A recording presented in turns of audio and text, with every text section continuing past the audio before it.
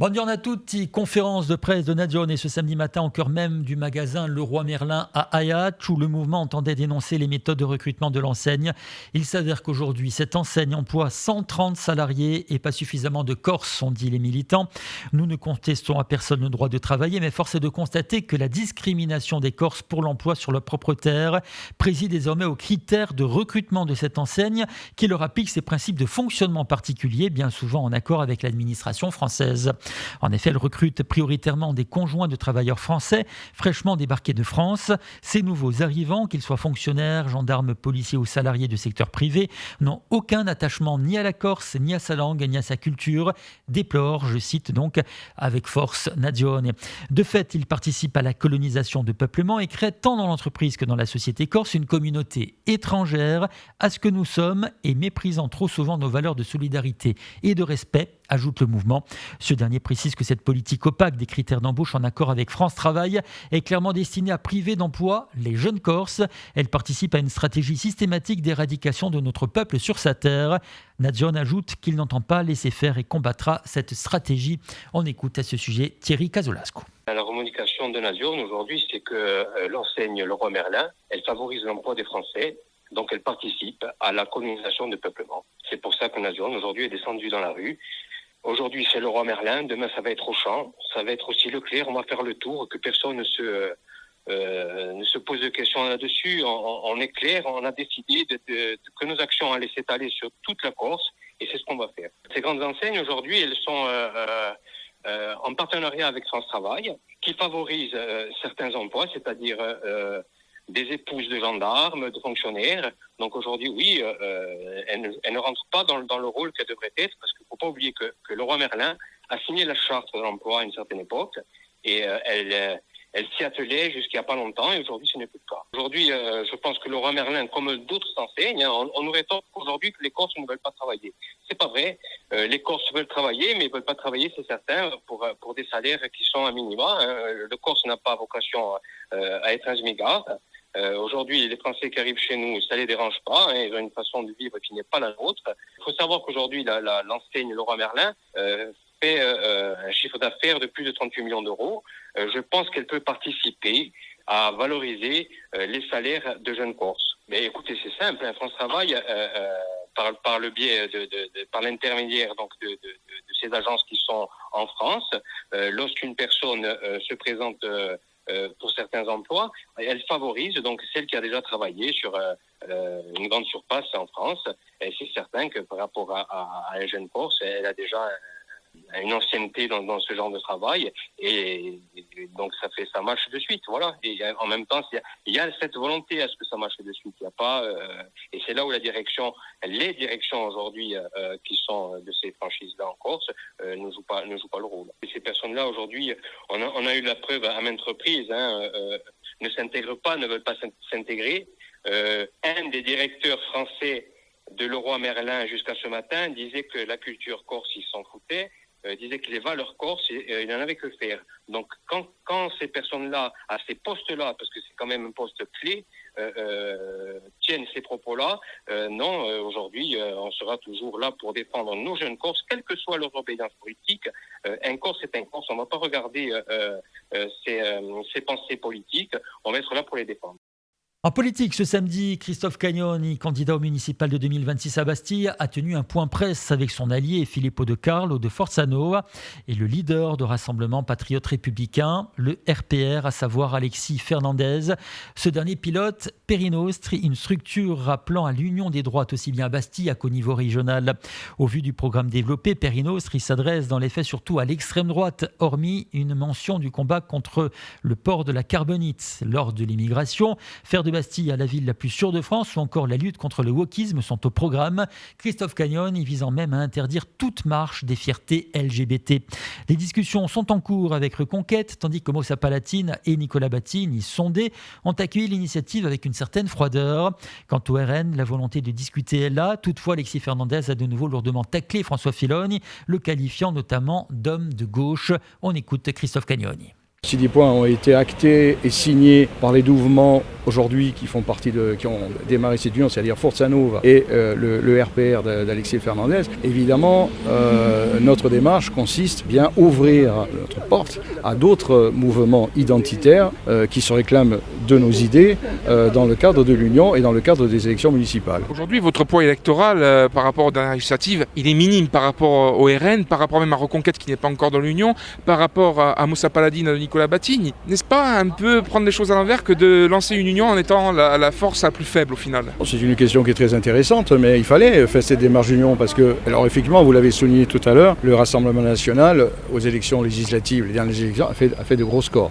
Certainement les plus gros scores depuis très longtemps. Effectivement, vous parliez de Moussa Paladine et d'autres mouvements, Reconquête et de Forza Nuova, les scores ont été plutôt, on va dire, symbolique, on va le dire comme ça. Mais ce qui est important dans la démarche, c'est pas le score, effectivement, ce sont des mouvements qui sont relativement récents, c'est la démarche d'union. Cette démarche d'union, il faut savoir qu'elle est demandée aussi par les Bastiais. Nous, on rencontre régulièrement, à titre personnel, les Bastiais, quasiment tous les jours, et ils nous disent, ils sont au courant de cette union, puisqu'on a démarré en avril. Ils nous disent, effectivement, il faut faire cette union, sinon, il faut qu'elle soit la plus large possible, avec d'autres mouvements. Alors, ils pensent à Moussa Paladine et de Batigny, et effectivement Reconquête, le Rassemblement national, mais il est évident que cette démarche d'union, pour gagner sur Bastia, ou en tout cas faire un score le plus important possible, et puis après, plus tard, pour la collectivité de Corse, à mon avis, elle est nécessaire. Les discussions elles sont où, notamment avec le RN, où on sait qu'en termes relationnels, c'est très compliqué entre Alexis Fernandez et François Fillon, et même entre vous et le RN, puisque vous aviez écrit un livre vitriol sur votre aventure au Front National à l'époque. C'est vrai, vous avez raison. Moi, j'ai écrit un livre qui est sorti il y a maintenant 4 ans. Alors, c'était pas un livre règlement de compte. Moi, j'ai raconté en fait ce qui s'est passé. Alors, on va pas revenir sur le passé. Moi, je pense que maintenant,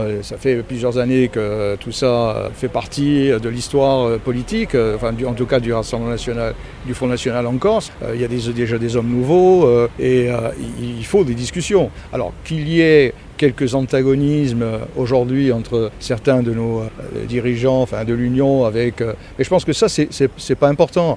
D'ailleurs, tout à l'heure... Vous pensez que c'est pas important quand François Fillon est qualifié d'homme de gauche par Alexis Fernandez? Ça peut braquer François Fillon et le RN avec. Il a été, je pense qu'il passe au-dessus de ça. Et comme l'a rappelé tout à l'heure Philippe Audicarl, il y a des discussions. Lui-même discute avec M. Fillon. Et donc, ce qui veut dire qu'il n'y a pas de rupture. C'est-à-dire que les contacts sont permanents. Voilà. Alors, évidemment, on ne peut pas non plus faire de la politique en passant au passé. On ne s'en sortirait plus. Donc voilà. Donc je pense qu'elle sera peut-être un peu longue, cette démarche d'union. Et je pense qu'on arrivera à terme, à rassembler un maximum de mouvements. En tout cas, c'est dans l'objectif. L'objectif, c'est d'arriver aux responsabilités, ou en tout cas de peser dans le débat politique et d'être là, que ce soit ici à la municipalité de Bastia ou à la collectivité de Corse. Ça, c'est un objectif et on le tiendra. Sur le programme, vous avez parlé de lutte contre le wokisme. En quoi la municipalité de Bastia est-elle wokiste à l'heure actuelle, selon vous?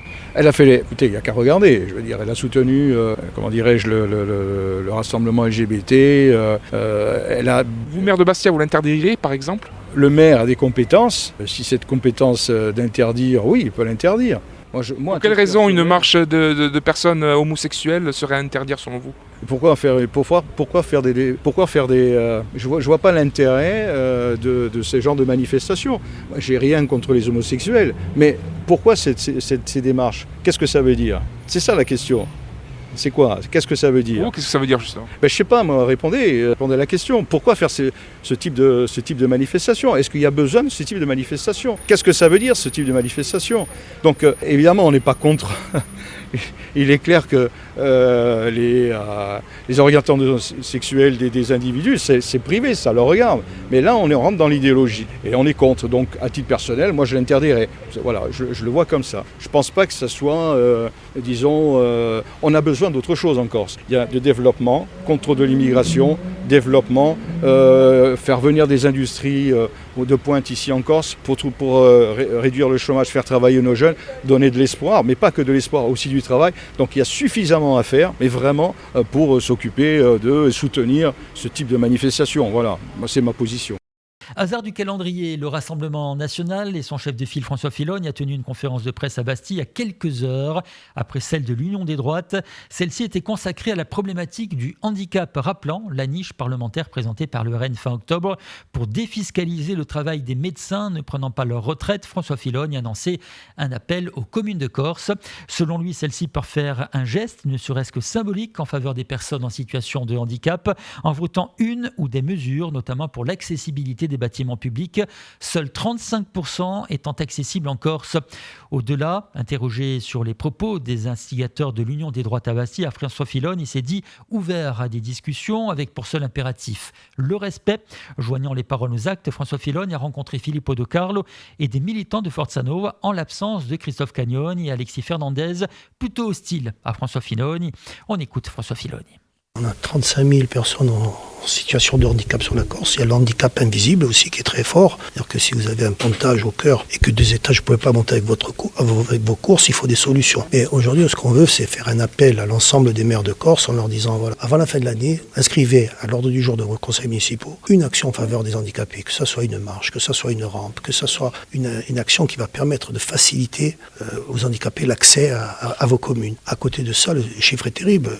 L'ARS constate qu'il n'y a que 30% des établissements publics qui sont accessibles aux handicapés. Là, il faut que ça réagisse au niveau de l'État. Et en contrepartie, le RN, lui, va déposer le 31 octobre dans sa niche parlementaire la défiscalisation pour les médecins et les infirmiers qui sont à la retraite qui vont reprendre du service dans l'intérieur.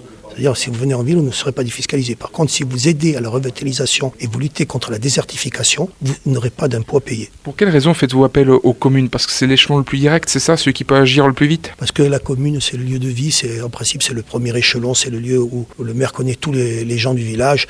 Et sans humilier la personne, il sait là où il faut peut-être mettre l'effort pour que le handicap disparaisse. Parce que c'est le maire, c'est la proximité. Donc on voit qu'il y a beaucoup de réunions où des petits beignets sont échangés, où on fait des constats, tout ça, mais ça ne fait pas avancer beaucoup les choses. Je pense que les maires, eux, ils connaissent leurs concitoyens, eux, ils vont être à même d'agir là où il faut agir. Alors on va prendre l'exemple d'une commune que vous connaissez bien, parce que vous avez même été dans l'exécutif municipal, c'est Ajaccio. Est-ce que vous pensez par exemple qu'à Ajaccio, il y a assez qui a été fait pour l'accessibilité pour les handicapés ? Il y a des choses qui ont été faites, mais ça ne suffit pas. Si vous prenez l'avenue Montabord, vous allez percevoir qu'un passage piéton, tout est bien. Le passage suivant, ça y est pas. Un peu plus haut, c'est bien. Et vice-versa. Ça veut dire que l'handicapé, lui, des fois, il faut qu'il fasse 200 mètres au lieu de 100 mètres pour passer de l'autre côté. Parce que c'est pas le bon taux. C'est pas une loterie, je passe pas. Je pense que ce genre de problème, il y a longtemps qu'ils auraient dû être réglés. Il faut une volonté humaine forte et de dire, on va gommer le handicap.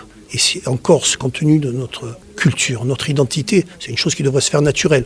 Ça se fait moins naturel avec nos élus. Souvent, les gens pensent handicap, pensent au fauteuil. Mais je vous dis, il y a l'handicap invisible. Celui qui marche avec une prothèse que personne ne voit, qu'on pense qu'est-ce qu'il fait, lui se prend pour un handicapé. Celui qui ne peut pas monter les marches parce qu'il a été ponté 7 fois du cœur. Et il faut aujourd'hui des réponses. Donc, on ne dit pas que c'est une mesure globale qui va tout régler, mais un message de solidarité envers ceux qui souffrent dans notre société, c'est un bon signe. Dans un monde où il tombe des bombes partout, dans un monde où on nous dit qu'on va faire des économies sur tout le monde, bientôt on va même plus soigner les gens. Alors le handicap était le sujet de votre conférence de presse, mais cette conférence de presse arrive quelques heures après une autre conférence de presse, celle de l'Union des droites à Bastia, de Christophe Cagnoni, Filippo De Carlo et Alexis Fernandez, qui aimerait ouvrir la discussion avec nombre de partis de droite, dont le RN. Est-ce que pour vous c'est possible, notamment quand on connaît les antagonismes qui vous opposent à Alexis Fernandez ? Moi je n'ai pas d'antagoniste avec personne. Moi je suis un homme de concordat, je suis un homme de paix. Je discute avec tout le monde. Cependant, pour discuter, il faut qu'il y ait respect. Quand des gens ne nous respectent pas ou se laissent aller à des divagations mentales, il n'y a pas possibilité de discuter.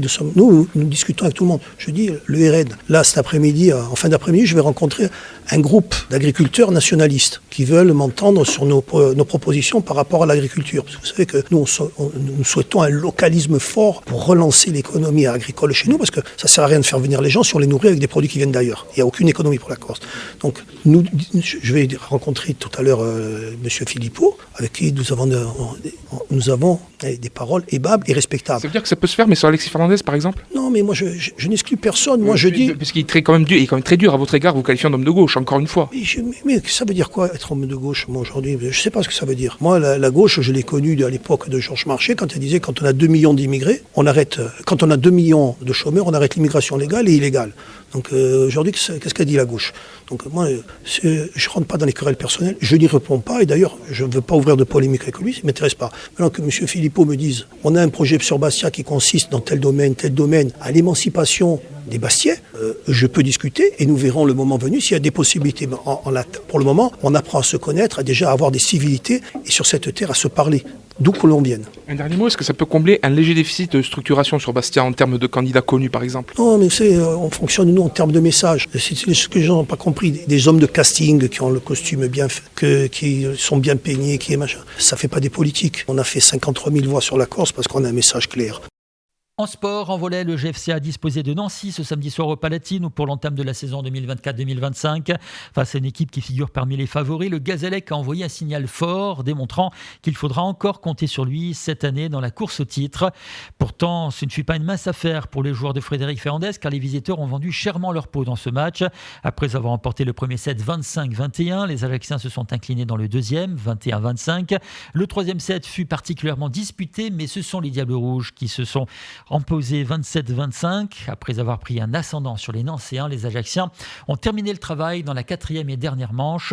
25-19, il faudra à présent confirmer ce premier succès à l'extérieur. Et puis, le 5e tour de la Coupe de France de football s'est déroulé ce week-end. En Corse, 8 équipes étaient en compétition dans des sortes de demi-finales régionales, sachant que 2 clubs vont représenter le football amateur corse au 7e tour. Le Sud a dû batailler pour venir à bout du GFCA au terme des tirs au but. La logique a été respectée à Luciane, où le Gallia a éliminé AFA 4-2. La Casinca est passée aux dépens de Bonifacio 2-1. L'unique surprise a été réalisée par Corté, club de National 3, qui s'est imposé sur la pelouse de la Balagne, club de National 2, au cours de l'épreuve des tirs au but après un score vierge. Le Sud, le Gallia Luciane, la Casinca et Corti vont donc maintenant s'affronter dans le cadre des 2 finales régionales. Les vainqueurs représenteront la Corse avec l'ACA et le SCB, les 2 clubs professionnels insulaires qui entreront en lice à partir du 7e tour. Tout de suite, les prévisions météo. Nous sommes le lundi 14 octobre 2024, jour de la Saint-Just. Il fait beau aujourd'hui sur l'ensemble de la Corse, malgré la présence de quelques passages nuageux. Dans l'après-midi, le ciel sera partiellement voilé, des nuages élevés seront nombreux, mais le soleil parviendra toujours à se faire une petite place. En soirée, les nuages seront encore plus présents sur la région bastiaise et en Balagne, mais il n'y aura pas de pluie. Le vent est faible et les températures élevées pour la saison, jusqu'à 26 degrés pour Ajaccio Propia, 25 à Portievecchio, Bonivaggio, Sartève, Cuzzi, Cau, 23 à Bastia, 22 à Cervione, 21 à Cal, Vélise, ou la Prunello di Fiumorbo, Pietralba et 20 à Rugliano.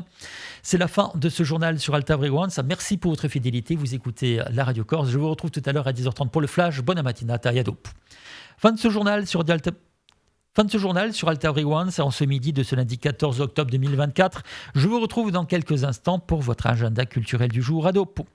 Fin de ce journal sur Alta Frequenza en ce lundi 14 octobre 2024. Bon début d'après-midi à tous. N'oubliez pas ce soir Julien Pernici à 18h30 et 20h pour faire un nouveau point sur l'actu. Quant à moi, je vous donne rendez-vous demain. Bonne journée à tutti, à domani.